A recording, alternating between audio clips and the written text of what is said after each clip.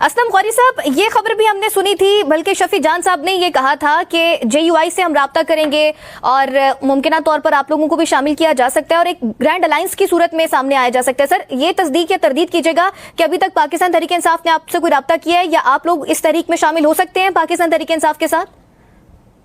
देखिए, पाकिस्तान तहरीक इंसाफ और JUI के दरमियान मुसलसल राब्ते हैं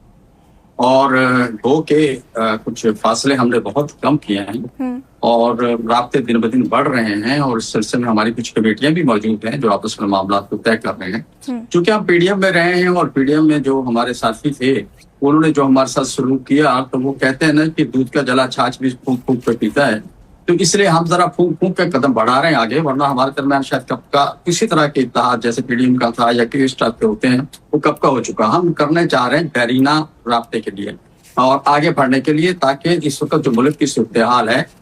मुल्क में जिन्होंने ये निज़ाम बनाया, जिन्होंने हाइब्रिड निज़ाम बनाया, वो भी अब कह रहे हैं कि ये निज़ाम जो है ये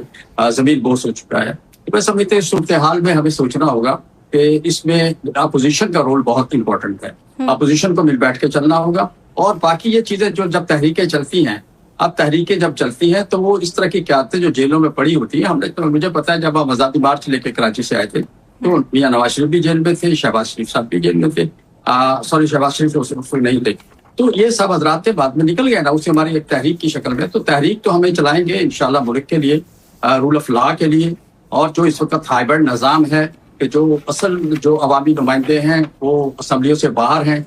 डिम्मी असम्बलियाँ मौजूद हैं जो हर किस्म के कानून साजी में मुआवनत करती हैं, जो हर किस्म का कानून पास करवाती हैं, इस सब चीज़ों को ठीक करने के लिए इस यानी कि जो मौजूदा जमहूरी निज़ाम है जिसे हम पार्लिमानी निज़ाम कहते हैं 1973 के आइन के तहत, जो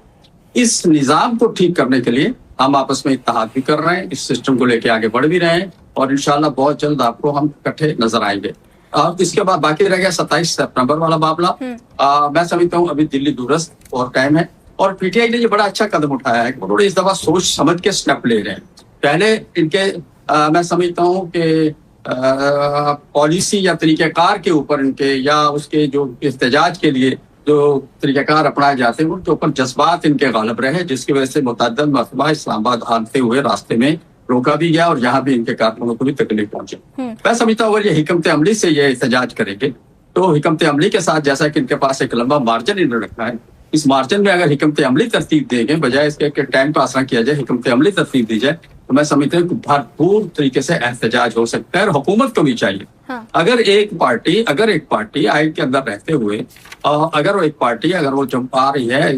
तो उसको इस्तेमाल करना चाहिए। मैं समझता हूँ हुकूमत वाले तो कहते रहे हैं, मुझे तो राना सनाउल्लाह के बयान भी याद है कि हम तो कंटेनर भी देंगे, खाना भी देंगे, सब कुछ करेंगे, तो मैं समझता हूँ उनको एक तो वेलकम करना चाहिए। अगर हुकूमत इनको वेलकम करेगी तो मैं समझता हूँ तशद्दुद का रास्ता नहीं होगा और फिर एक पुरअमन जमहूरी एहतजाज कराए।